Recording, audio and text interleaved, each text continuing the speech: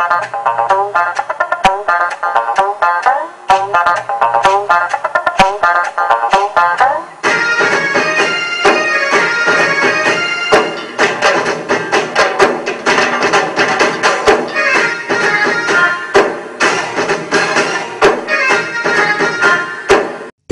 நெல் சாகுபடி முறையில் ஒரு ஏக்கருக்கு 8272 கிலோ மகசூல் பெற்று விருது பெற்ற மதுரை மாவட்டம் அண்டமான் கிராமத்தை சார்ந்த விவசாயி சோலைமலை அவர்களின் வெற்றி ரகசியம் இதோ நமக்காக. சென்ற வருடம் தமிழக முதல்வர் அவர்கள் திருந்திய நெல் சாகுபடியில் அதிக மகசூல் பெறும் விவசாயிக்கு ரூபாய் 5 லட்சம் ரொக்க பரிசும் தங்கப்பதக்கமும் அளிப்பதாக அறிவித்தார்கள். நான் உடனே நாம் ஏன் இந்த பரிசினை பெறக்கூடாது என்ற நோக்கத்தோடு மிகுந்த ஆர்வத்தோடும் கண்டிஷனாக இதை அடைய வேண்டும் என்ற இலக்கோடு ஆதார விதையை பட்டுக்கோட்டையிலிருந்து தஞ்சாவூர் டிஸ்ட்ரிக்டிலிருந்து வரவழைத்து ஏக்கருக்கு மீன் விதை தான் மேட்டுப்பாத்தி இதெல்லாம் பெரும்பாலும் அனைவருக்கும் தெரியும் தொழில்நுட்பங்கள் அனைவரும் அந்த தொழில்நுட்பத்தை கடைபிடித்து 2 ஏக்கரில் சாகுபடி செய்தேன். அந்த ரகம் CR 1009 என்ற 150 நாட்களை கொண்ட ரகம். எல்லோரும் அனைத்து விவசாயிகளும் இருபோகம் செய்யும் காலகட்டத்தில் நான் ஒரே போகமாக 150 நாள் ஒரே போகமாக அதனை தேர்வு செய்து நடவு செய்தேன். இயற்கை உரங்களை அதிகமாக பயன்படுத்தினேன். பொதுவாக என் வயலில் எப்பொழுதுமே ஆட்டுக்கடை போடுவது, திரும்ப தொழு உரம் ஏக்கருக்கு அதிகமாக பயன்படுத்துவது, அசோஸ்பெர்லம் பாஸ்போபாக்டீரியா நெல் நுண்ணூட்டச்சத்துக்களை அதிகாரிகளின் ஆலோசனைப்படி பயன்படுத்துவது போன்ற இதுகளை செய்வதோடு மட்டுமல்லாமல் கோடையில் மழை பெய்தவுடனே என் வயலில் உழுது தக்கப்பூண்டு போன்ற பசுந்தாள் உரங்களை அதிகமாக உற்பத்தி பண்ணி தொழில் மடக்கி உழுது இயற்கை உரங்களை அதிகமாக பயன்படுத்தி வந்தேன்.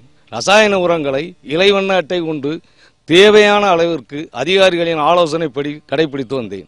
50 சென்டில் கிட்டத்தட்ட 4136 கிலோ மகசூல் கிடைத்தது. ஏக்கருக்கு 8272 கிலோ, ஒரு பர் ஹெக்டேருக்கு 20,680 கிலோ என தேர்வு செய்து முடிந்தது. இதற்கு இடையில் என்ன ஆகி போச்சு என்றால், இந்தியாவில் தமிழகத்தில் அதிக மகசூல் எடுத்த விவசாயிகள் ஒரு பெண் விவசாயி ஒரு ஆண் விவசாயி தேர்வு செய்து அனுப்ப வேண்டும் என்று ஒரு அறிக்கை வருகிறது. அதற்கு என்னை தேர்வு செய்து டெல்லிக்கு அனுப்புகிறார்கள். அங்கிருந்து 11ஆம் தேதி நான் தேர்வு செய்யப்பட்டதாக அறிவிக்கப்பட்டு 15/1 ஜனாதிபதி அவார்டுக்கு உடனே வரவழைக்கிறார்கள். அங்கு நமது இந்திய குடியரசுத் தலைவரின் பெரிய மகத்தான விருதான வேளாண் கிருஷி கர்வான் என்ற அவார்டு 1 லட்சம் ரொக்க பரிசும் ஒரு பட்டயமும் வழங்கினார்கள். அதுபோக 26/1/2013 அன்று குடியரசு தின விழாவில் மாண்புமிகு தமிழக முதல்வர் அறிவித்தபடி எனக்கு ரூபாய் 5 லட்சம் ரொக்க பரிசும் தங்கப்பதக்கமும் அளித்தார்கள். அதனை பெற்றுக்கொண்டு நான் திரும்பியது மட்டுமல்லாமல் 1/3/2013 அன்று நமது வேளாண்மை பல்கலைக்கழகம் என்னை வேளாண் சாதனையாளர் என விருது அளித்து கௌரவித்தது. அதற்கு நான் இந்த விருதுகளெல்லாம் பெற்றதற்கு முக்கிய காரணமாக இருந்த வேளாண் பல்கலைக்கழகத்திற்கும் வேளாண்மை துறையினருக்கும் மதுரை மாவட்ட விவசாயிகளுக்கும் எனது நன்றியினை தெரிவித்துக் கொள்கிறேன். திருந்திய நெல் சாகுபடி முறை குறித்து ரமண முதலிப்புதூரை சார்ந்த திரு RK கருப்புசாமி என்ற விவசாயி கூறுகையில், கோயம்புத்தூர் அக்ரி யூனிவர்சிட்டியிலிருந்து ஆலியார் தென்னை ஆராய்ச்சி நிலையத்திலிருந்து விஞ்ஞானிகள் வந்தாங்க. முன்ன 60 கிலோ நெல் நாத்து விட்டதுல எனக்கு இப்ப 3 கிலோ நெல்லுக்கு 60 கிலோ நெல்லுக்கு 600 ரூபாய் 500 ரூபாய் எனக்கு விதை நெல் எனக்கு மிச்சம் கண்டுதுங்க. எனக்கு விஞ்ஞானிகள் ஆலியாத்திலிருந்து வந்த விஞ்ஞானிகள் சொல்றதுக்குனால இந்த 3 கிலோ நெல்ல ஒத்த நாத்து போட்டு 22க்கு 22 நட்டதுல அப்ப ஏக்கராவுக்கு 22 ஆள் எனக்கு லேபர் கூலி ஆச்சுங்க. இப்ப பார்த்ததுல ஏக்கராவுக்கு 10 ஆள் தான் ஆகுதுங்க. 10 to 12 ஆள் எனக்கு வேலை முடிஞ்சிருங்க. அப்போ 9 ஆள் காசு எனக்கு மிச்சம் இருக்கு. 9 ஆளுக்கு இதுல எனக்கு ஒரு 500 ரூபாய் மிச்சம் வருதுங்க. இந்த களக்கூலி கருவி போட்டு ஓட்டுறதுல ஏக்கராவுக்கு எங்களுக்கு எப்படியுமே 2 களை எடுக்கும்போது 20 ஆள் வந்துருதுங்க. இதுல எனக்கு 100 ரூபாய் 20 ஆளுக்கு 1000 ரூபாய் வருது. இதுல 100 ரூபாய் 200 ரூபாய் கொடுத்தா எனக்கு களையெல்லாம் 4 ட்ரிப் ஓட்டி முடிச்சிடறோம். ஒரு ஏக்கராவுக்கு ஓட்டி முடிச்சிடறோம். அப்ப இதுலயும் எங்களுக்கு 900 ரூபாய் மிச்சம் ஆகுது. இந்த அறுவடை வர்றதுக்குள்ளேயே எங்களுக்கு 2500 ரூபாய் எங்களுக்கு விவசாயத்துக்கு எனக்கு மிச்சம் இப்பவே கண்டுருதுங்க. ரெண்டாவது அந்த 60 கிலோ நெல் நாத்து விடும்போது ஒரு தூருக்கு 15 தூர் தான் இருந்ததுங்க. இப்ப இப்படி விஞ்ஞானிகள் சொல்றது கேட்டு இப்ப நட்டதுல 35 40 தூர் வரையில் எனக்கு வந்திருக்குது. திருந்திய நெல் சாகுபடி முறையில் தனக்கு ஏற்பட்ட அனுபவங்களை கோட்டூரை சார்ந்த திரு பரமேஸ்வரன் என்ற முன்னோடி விவசாயி கூறுகையில், கடந்த பல வருடங்களாக விவசாயம் நெல் சாகுபடி செய்து வந்துட்டு இருக்கேன். அந்த நெல் சாகுபடியில் நாத்தெல்லாம் வந்து கிட்ட போடு நெருக்க போடுன்னு சொல்லுவாங்க. அதில் வந்து விளைச்சல் மகசூல் வந்து லாபகரமாக இல்லை, நஷ்டம் வந்துட்டு இருந்தது. இந்த நெல் சாகுபடியை விட்டுறலாம் அப்படின்னு முடிவு செஞ்சுட்டு வேற ஏதாவது பயிர் வகை பண்ணலான்ட்டு இருக்கிற நேரத்தில் தமிழ்நாடு வேளாண்மை பல்கலைக்கழகத்திலிருந்து ஆலியார் தென்னை ஆராய்ச்சி நிலையத்திலிருந்து கோட்டூர் மலையாண்டிப்பட்டினத்தில் ஒரு மீட்டிங் போட்டிருந்தாங்க. அன்னைக்கு மாலை நேரம் அந்த மீட்டிங் நான் போய் அட்டன் பண்ணேன். அங்கு வந்திருந்த விஞ்ஞானிகள் அவங்க வந்து திருந்திய நெல் சாகுபடி பற்றி விளக்கம் கொடுத்தாங்க. அந்த விளக்கத்தை கேட்டுக்கிட்டு இந்த ஒற்றை நாற்று, 3 கிலோ நெல், சதுர நடவு, நீர்மறைய நீர்கட்டி இதிலெல்லாம் வருமா அப்படின்னு எனக்கு சந்தேகம் வந்து அங்கேருந்த விஞ்ஞானிகளை கேட்டேன். அவங்க வந்து ஊக்குவித்தாங்க, இது நல்ல மகசூல் கிடைக்கும் சார், இதை பண்ணுங்க அப்படின்னாங்க. அதுபடி புதிய முறைப்படி பாய் நாத்தாங்கால் 3 கிலோ நெல்லை விட்டேன். அதில் ஒரு 13-14 நாள் கழித்து நாற்று எடுத்து ஒத்த நாற்று முறையில் ஒத்த நாற்று நட்டோம். சதுர நடுவில் 22 சென்டிமீட்டரில் நட்டோம். பயிர் நல்லா வர்றதுக்காக களைக்கருவி மூலிமா களை எடுத்தோம். அவங்க கொடுத்த உரமும் அவங்க கொடுத்த கருத்துக்கள் படி விவசாயத்தை மேற்பார்வை செஞ்சுட்டு விவசாயம் செஞ்சேன். முதல்லலாம் 3 நாற்று 4 நாற்று நடுவோம். அப்போ வந்து அதில் வந்து 10 தூரும் கூட வராது. ஆனால் இப்போ இந்த ஒத்த நாற்றுல எவ்வளோ பல தூர் வருது. அதில் அத்தனையும் பூரா கருதுகளாக வருது. இதனால் நமக்கும் லாபம் கிடைக்குது, நம் நாட்டுக்கும் லாபம் கிடைக்குது. ஆனால் இந்த முறையை சொல்லிக் கொடுத்தவங்க அனைவருக்கும் எனக்கு நன்றியை தெரிவித்துக் கொண்டு எல்லோரும் இந்த முறையை பின்பற்றணும்னு நம் நாட்டு மக்களை வேண்டி கேட்டுக்கொள்கிறேன். நீடித்த நவீன கரும்பு சாகுபடி முறையில் 1 ஏக்கர் 10 சென்ட் நிலத்தில் 106 டன் மகசூல் பெற்று விருது பெற்ற விழுப்புரம் மாவட்டம் பேரங்கியூர் கிராமத்தைச் சேர்ந்த விவசாயி திரு பூராசாமி அவர்கள் கூறுகையில், நான் கடந்த 25 வருடங்களாக கரும்பு சாகுபடி செய்து வருகிறேன். ஆனால் தற்பொழுது அறிவியல் மூலியமாக இந்த நீடித்த நவீன சாகுபடி மூலம் கரும்பு செய்யும்படி நமது அரச செங்கல்ராயன் கூட்டு சக்கர ஆலையின் அரசூர் கோட்ட கரும்பு அலுவலர் திரு அன்புமணி அவர்கள் என்னை வேந்தார்.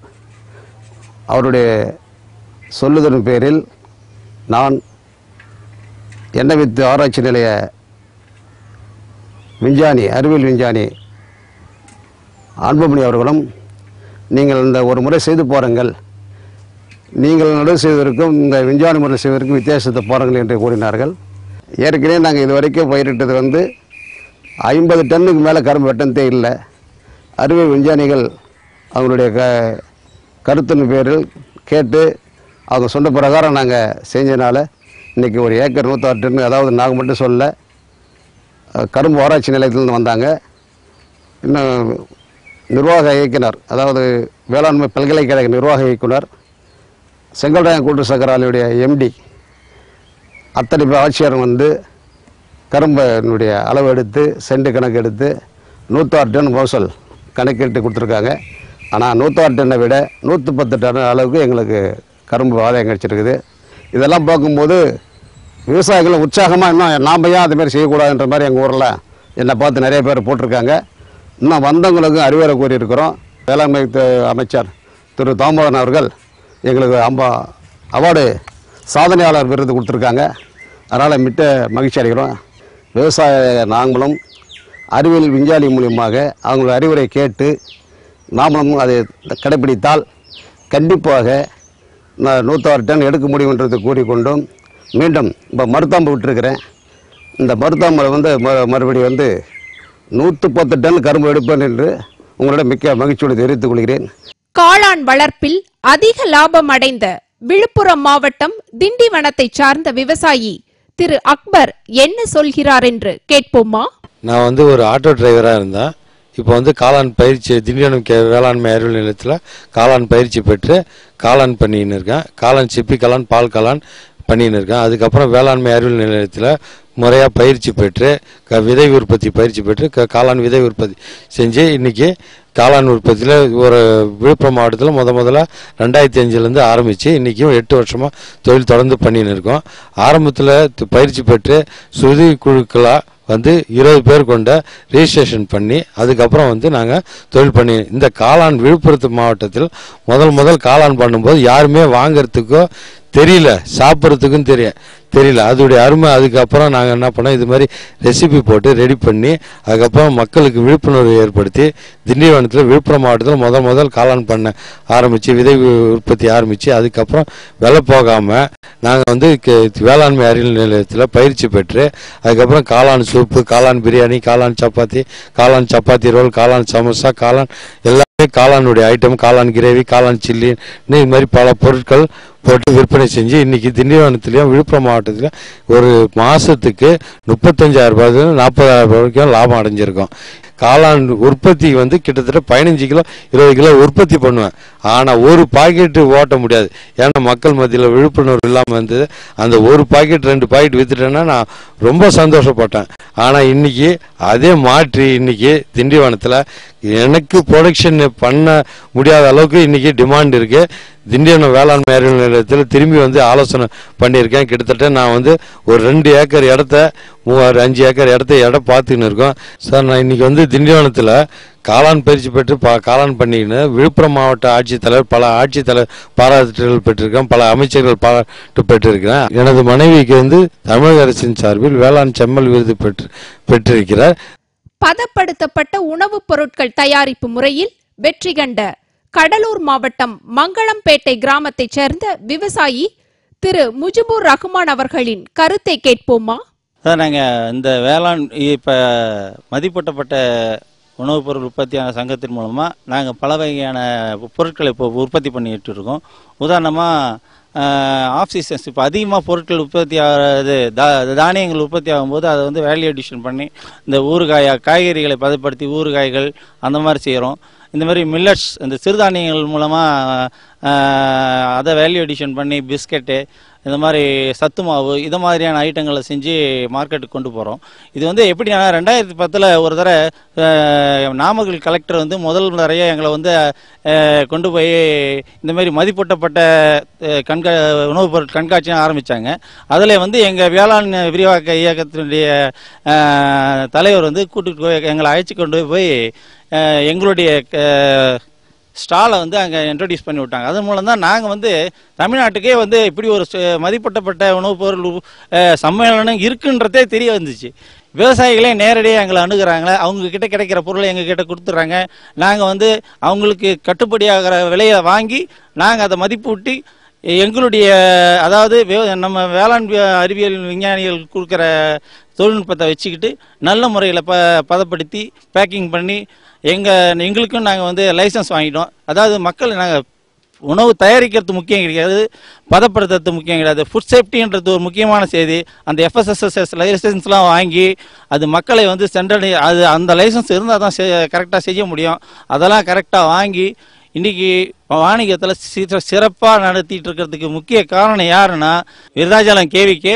இரண்டாவது வந்து பார்த்திங்கன்னா தமிழ்நாடு வேளாண் பல்கலைக்கழக விரிவாக்கம். மதிப்பூட்டப்பட்ட உணவுப் பொருள் சம்மேளனம்னு பார்த்தா வேறு எங்கே இருக்குன்னு எனக்கு தெரியல. அநேகமாக இதான் ஒரு முன்னாடி சம்மேளனமாக இருக்குன்னு நினைக்கிறேன். நன்றி, வணக்கம்.